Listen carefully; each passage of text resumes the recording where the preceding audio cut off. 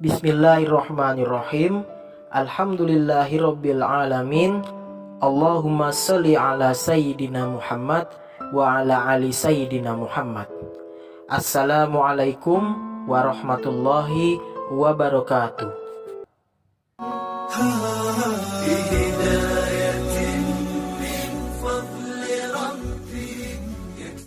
Sahabat Al-Mukafi Channel dimanapun berada, semoga kita selalu dalam lindungan Allah Subhanahu wa Ta'ala, dan semoga Allah Subhanahu wa Ta'ala senantiasa melimpahkan rahmat dan hidayahnya untuk kita semua.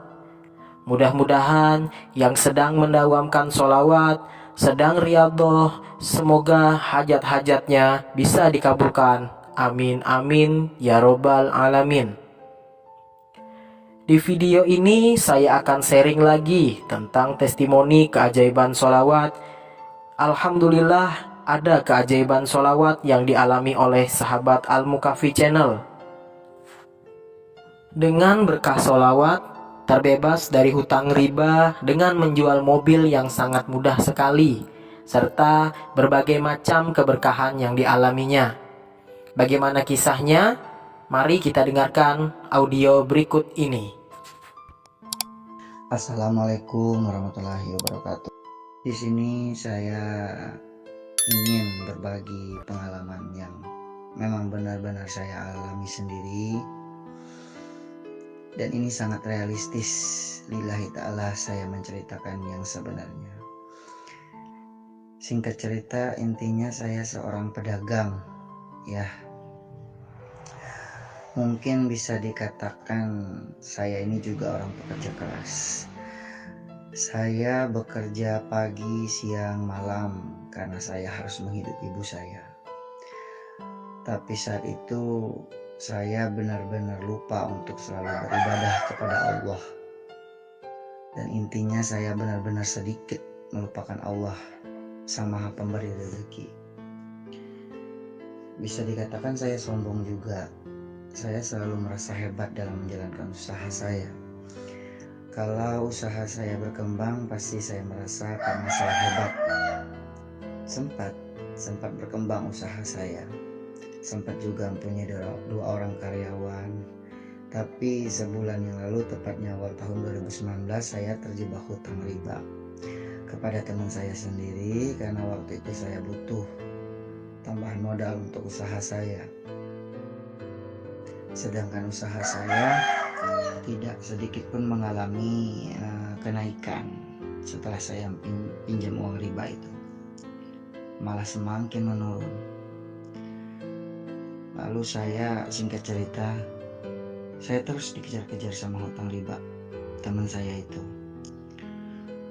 Subhanallah, saya sangat bingung. Jalan usaha saya sendiri benar-benar buntu. Saya berusaha mencari pinjaman kemarin itu 30 juta rupiah ke saudara kandung saya yang memang benar-benar mereka usahanya sudah maju, nggak mungkin nggak punya uang segitu. Tapi tidak ada hasil ya.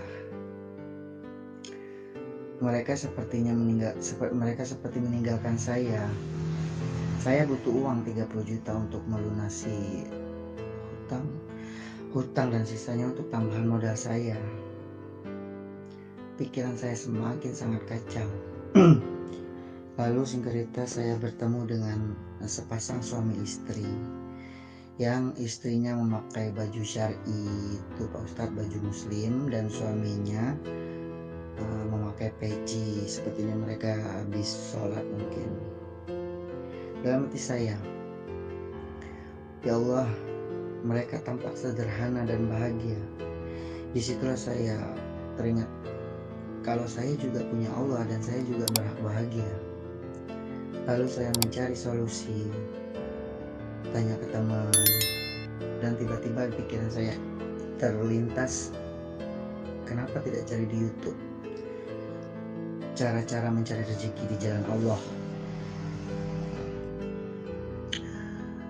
Niat saya pengen berubah. Lama 1 minggu itu saya memperbaiki ibadah saya, memperbaiki tutur kata saya, memperbaiki diri saya. saya sholat fardu, saya sholat duha, dan selalu bersalawat setiap saat. Salawatnya cuman ya Allahumma sholli ala Sayyidina Muhammad wa ala ali Sayyidina Muhammad, tapi sering dan rutin setiap waktu lah intinya.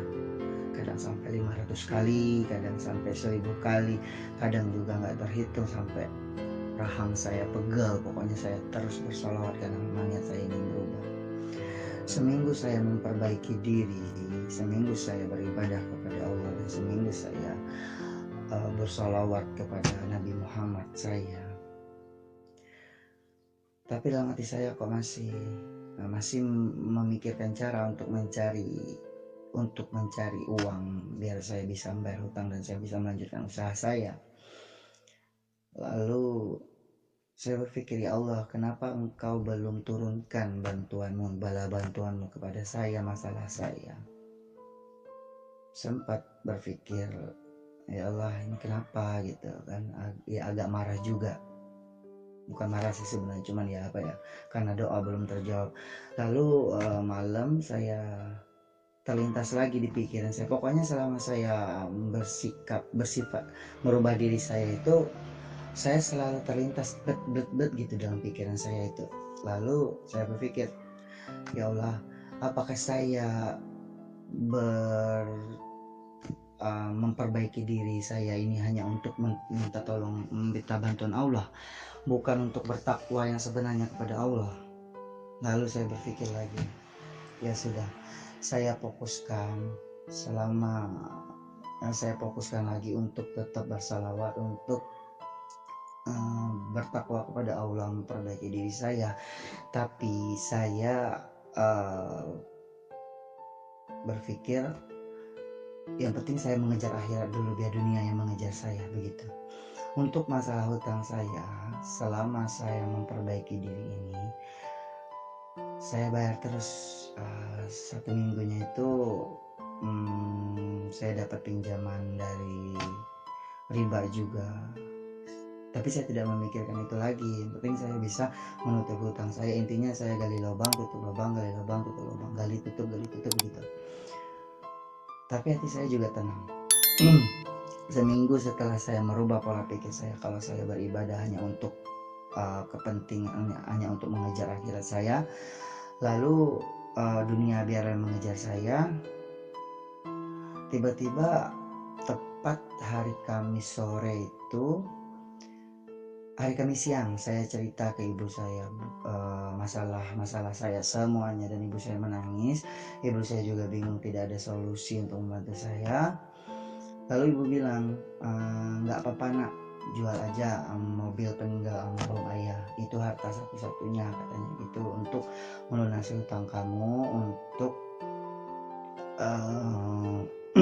tambahan modal usaha kamu. Saya berpikir, ya Allah, apa memang ini jalan yang harus saya kerjakan begitu? Apa memang harus saya menjual mobil peninggal almarhum ayah saya? Singkat cerita, sudah saya bulat tekad untuk menjual peninggalan almarhum ayah saya. Saya promosikan ke teman-teman. Lalu Kamis sorenya, selang beberapa jam, teman saya telepon, katanya saya pengen lihat mobil kamu, Bang Iboy, katanya gitu. Ya udah, kita ketemu di mana? Oh, di warung kopi sini aja biar lebih santai ngobrolnya. Boleh gitu. Terus saya sudah sampai di situ, saya ketemu dengan teman saya. Selama proses saya menjual mobil saya itu, saya tidak mengalami kesulitan. Dia tidak, ibaratnya ya bertingkah gitu ya, langsung deal harga 85 juta waktu itu. Kemarin itu 85 juta udah saya terima uangnya. Lalu saya berpikir lagi sambil ngobrol, tapi saya tetap juga salawat. Sela-sela waktu dapat 3 kali Allahumma sholli ala Sayyidina Muhammad wa ala Sayyidina Muhammad, 3 kali ngobrol lagi, salawat lagi, ngobrol lagi gitu. Dalam hati saya berkata, ya Allah, saya harus cepat-cepat pulang ke rumah, karena mungkin ibu saya juga khawatir menunggu saya, sudah laku belum apa mobilnya gitu. Saya teringat ke wajah ibu saya. Dalam hati saya berkata, ya Allah, maaf maafkan aku udah menjual harta peninggalan almarhum ayah saya, maafkan aku ibu. Dalam hati saya berkata begitu. Lalu sebelum saya pulang, saya rencananya pulang ke rumah itu sebelum sholat maghrib, karena memang saya mau melakukan ibadah sholat maghrib di rumah bersama ibu saya. Tiba-tiba teman saya itu datang bawa mobil Honda Jazz yang keluaran tahun 2010. Lalu dia bilang begini, Bang Iboy, katanya perkenalan kita kan, karena kita memang nggak saling kenal, itu kan teman saya yang beli mobil tadi. Alhamdulillah uang sudah saya pegang, saya pikir saya juga udah tenang, cuman masih memikirkan ya Allah beban banget gitu lah, karena mobil harta satu-satunya peninggal almarhum ayah saya untuk ibu saya itu sudah saya jual untuk kepentingan saya sendiri gitu. Lalu dia menawarkan, Bang Iboy baru jual mobil ya, katanya. Iya, bilang gitu kan. Bang Iboy maaf sebelumnya, katanya masih ada sisa apa enggak, soalnya saya butuh banget Bang Iboy, 25 juta ini mobil Bang Iboy beli, tolong, katanya gitu. Di situ saya mikir 25 juta murah amat, itu DP-nya, saya bilang. Kata dia, iya karena saya butuh uang hari ini juga, 25 juta rupiah.